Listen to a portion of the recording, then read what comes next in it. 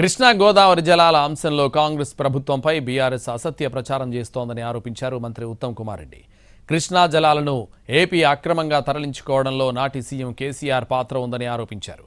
కేసీఆర్తో నాటి AP CM Jagan చర్చలు జరిపిన తర్వాత పోతిరెడ్డిపాడు హెడ్ రెగ్యులేటరీకి 44,000 క్యూసెక్కుల నుంచి 92,000 క్యూసెక్కుల నీటి తరలింపు జరిగిందన్నారు. గతంలో 44,000 క్యూసెక్లు ఉన్నదాన్ని 92,000 క్యూసెక్లకి ఆంధ్రప్రదేశ్ పెంచుకున్నది. దయచేసి మీరు గమనించాలి. ఇది టిఆర్ఎస్ అధికారంలో వచ్చిన తర్వాత కృష్ణా నదీ జలాలు పోతిరెడ్డిపాడు హెడ్ రెగ్యులేటర్లో 44,000 క్యూసెక్ల నుంచి 92,000 క్యూసెక్లకు పెంచుకోవడం జరిగింది.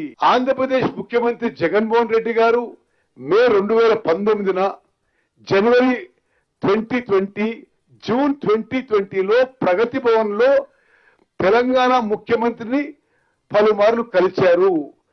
గోదావరి మరియు కృష్ణా జలాన్ని వినియోగించుకోవడంపై చర్చించారు. ఈ చర్చల పర్యవసనమే శ్రీశైలం బ్యాక్ వాటర్ నుంచి కృష్ణా నదీ జలాలు 2 3 ఆంధ్రప్రదేశ్ కి అక్రమంగా తరలించడానికి ఇన్ఫ్రాస్ట్రక్చర్ క్రియేట్